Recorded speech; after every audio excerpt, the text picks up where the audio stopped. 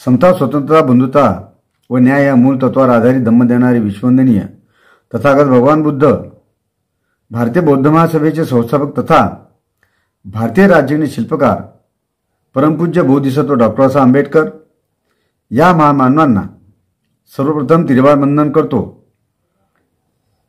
मी जगदीश हातेकर, भारतीय बौद्ध महासभा तालुका अध्यक्ष, जळगाव जामोद।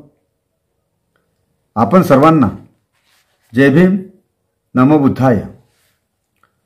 आजचा आपला विषय आहे राजकीय वाटचाल आणि धर्म। 100 वर्षापूर्वी या भारतीय समाज मनावरती धर्माची इतकी मोठी पकड असताना त्या धर्माच्या थेट विरोधात जाऊन धर्मांतराची घोषणा करून डॉक्टर बाबासाहेब आंबेडकर या देशात राजकारण कसे करतात व राजकारणात यशस्वी कसे होतात हा मोठा प्रश्न आहे। सध्या राजकारणी लोक, कार्यकर्ते आणि मतदारही राजकारण, समाजकारण आणि धर्म यांची गल्लत करताना दिसतात। परंतु बाबासाहेबांना राजकारण आणि धर्म ह्या गोष्टी पूर्णतः वेगळ्या वाटतात नव्हे तर ते त्यांनी सिद्ध करून दाखवले आहे।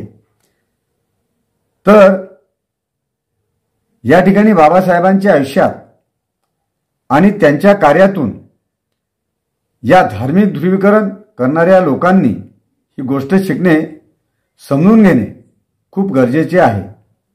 बाबासाहेब 13 ऑक्टोबर 1935 या दिवशी जाहीर घोषणा करतात की हिंदू म्हणून जन्माला आलो असलो तरी हिंदू म्हणून मरणार नाही। तोपर्यंत बाबासाहेब राजकारणात जास्त सक्रिय नाहीत। पुढे 1936 साली बाबासाहेब आपला स्वतंत्र मजूर पक्ष राजकीय पक्ष काढतात। स्वतंत्र मजूर पक्ष स्थापन करून बाबासाहेब 1937 साली सार्वत्रिक निवडणूक लढवतात। या निवडणुकांसाठी बाबासाहेब आपल्या पक्षाचा जो जाहीरनामा जाहीर करतात त्या जाहीरनाम्यामध्ये धर्मांतरित लोकांना कोणत्याही सुविधा सवलती देऊ करत नाहीत किंवा त्याविषयी कोणतेही प्रलोभने दाखवत नाहीत। या निवडणुकांच्या प्रचारामध्ये भाषण करताना डॉक्टर बाबासाहेब आंबेडकर जाहीरपणे सांगतात की धर्मांतर आणि विधिमंडळात जाणे या वेगवेगळ्या गोष्टी आहेत, त्यांचा एकमेकांशी संबंध जोडू नका। बाबासाहेबांनी कधीच राजकारणात धर्म आणि धर्मात राजकारण येऊ दिले नाही किंवा धर्माच्या नावावर मते मागणे हा प्रकार त्यांनी कधीही केला नाही।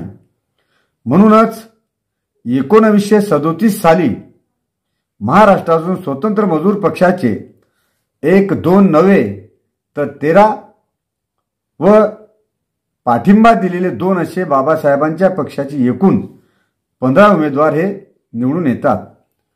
स्वतंत्र मजूर पक्ष हा महाराष्ट्रातील मुख्य पक्ष होता। तसेच तो विधिमंडळातील सुद्धा विरोधी पक्ष म्हणून त्यास मान्यता मिळते व बाबासाहेब विरोधी पक्षनेते होतात।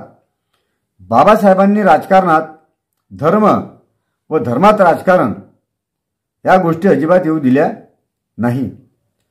1935 साली धर्मांतराची घोषणा आणि 1937 साली मिळालेले हे राजकीय यश ही साधी गोष्ट नाही, ही एक प्रकारे राजकीय क्रांती आहे।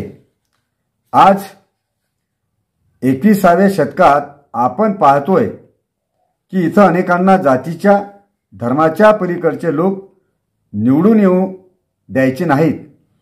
परंतु आजपासून 90 वर्षापूर्वी बाबासाहेब धर्म बदलण्याची उघड घोषणा करतात आणि त्यानंतर 2 वर्षांनी येथे निवडणुकांमधून भरघोष यश मिळवितात। हे काही साधी गोष्ट नाही। तर आपण या ठिकाणी डॉक्टर बाबासाहेब आंबेडकर यांची राजकीय वाटचाल व धर्म हा विषय बघितलेला आहे। तर ज्या ज्या कोणी या चॅनेलला सबस्क्राईब केलं नसेल तर सर्वांनी या चॅनेलला सबस्क्राईब करा, जास्तीत जास्त शेअर करा आणि लाईक सुद्धा करा।